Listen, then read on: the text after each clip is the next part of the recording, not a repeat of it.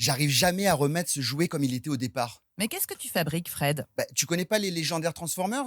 Tu sais, ces jouets là, tu faisais clic clic, clac clac là avec, un bras, une jambe, il se transformait en avion, en camion ou comme celui-là Mégatron qui se transformait en tank. Mais si, qui n'a jamais passé 10 minutes à essayer de remettre la jambe d'Optimus Prime au bon endroit pour qu'il redevienne un camion? Je te jure, un vrai défi technique. Attends, je réessaie 2 secondes. Bon, tu sais quoi? Je réessayerai demain. Je m'appelle Frédéric Guillot, je suis un passionné des jouets des années 80.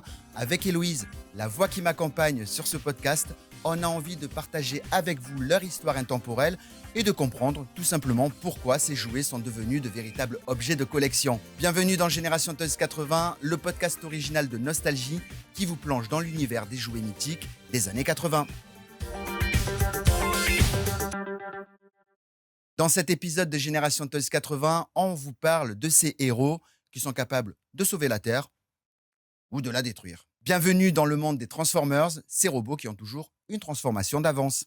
C'est parti, j'active le mode robot. Eh bien moi aussi Héloïse, c'est parti, je lance le mode robot.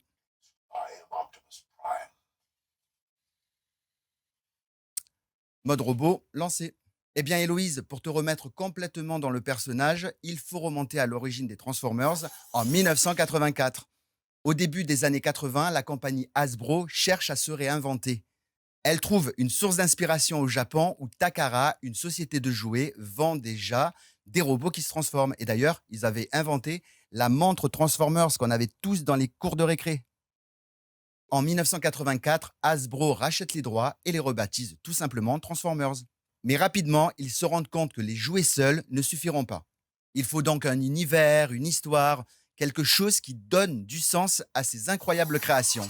Ils collaborent donc avec Marvel Comics pour imaginer une superbe mythologie.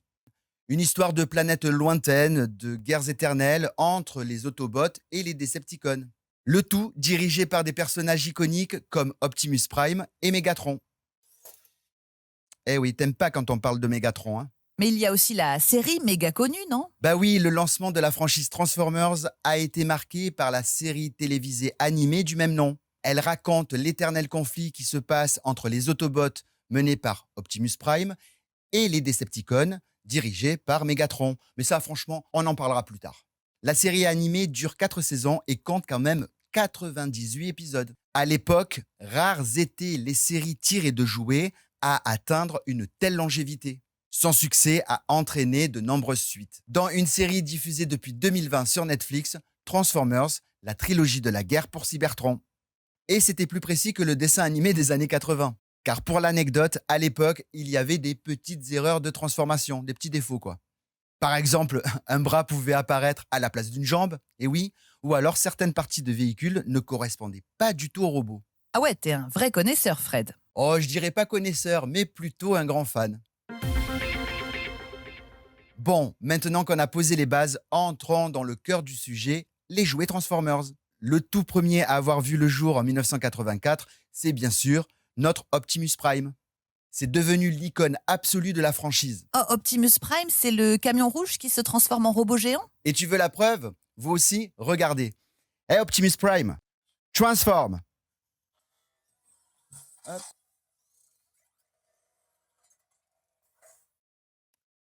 Et voilà, cette première gamme appelée Génération 1 ou G1 reste la préférée des fans de la première heure. Des designs vintage et des transformations simples et efficaces. Dans les années 90, Hasbro opère un virage avec la gamme Beast Wars. Fini donc les voitures et place aux robots qui deviennent des animaux. La gamme connaît un grand succès et ça relance encore une fois la franchise. Ils introduisent de nouveaux personnages et de nouvelles histoires qui séduisent autant les fans que les critiques. Et plus récemment, on a vu apparaître la gamme War for Cybertron, inspirée de jeux vidéo et de séries animées. Les figurines sont plus détaillées, les transformations plus complexes et elles plaisent aux collectionneurs adultes. Et le pari est réussi car elles arrivent à mélanger nostalgie des origines et modernité.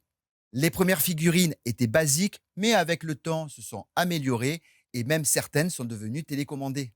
Mais alors, Fredo, c'est quoi leur combat à tous ces robots? Tout l'univers se base sur le conflit éternel entre les Decepticons et les Autobots. Optimus Prime et les siens défendre la paix alors que Mégatron cherche à dominer Cybertron. Et quand c'est possible, pourquoi pas l'univers entier? C'est ce combat qui structure toute la saga. Cette lutte éternelle entre le bien et le mal, c'est le fil conducteur de la série. Ça permet d'enseigner aux jeunes téléspectateurs des leçons de moralité et d'altruisme. C'est beau, ça donne envie de savoir la suite de l'histoire. Oh, l'histoire des Transformers se déroule surtout sur Cybertron. C'est une planète ultra technologique où vivent ces robots capables de changer de forme. Puis les Autobots et les Decepticons arrivent sur notre Terre. Ils prennent l'apparence de véhicules pour se fondre dans la masse et poursuivent leur guerre loin de chez eux. Les Autobots cherchent à protéger les humains alors que les Decepticons, eux, veulent exploiter les ressources terrestres et dominer le monde. Et parmi les personnages les plus connus, on retrouve bien sûr Optimus Prime, Megatron, Bumblebee. Et d'ailleurs, regardez ce que peut faire Bumblebee. Hey Bumblebee!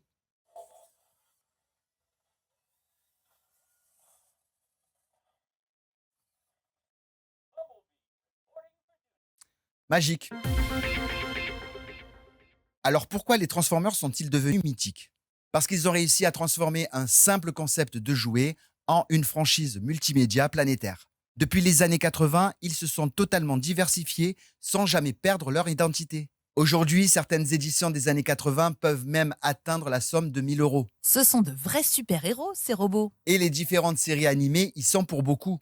Chacune apporte de nouvelles histoires, de nouveaux personnages, et ça depuis plus de 40 ans. Les films live-action dans les années 2000 ou encore les comics permettent d'explorer des histoires plus complexes, mais toujours plus folles. Parce que oui, chaque robot a une personnalité, une histoire, une esthétique qui plaît autant aux enfants qu'aux adultes, qui ont tous hâte d'ailleurs de ces nouvelles sorties, et notamment au cinéma.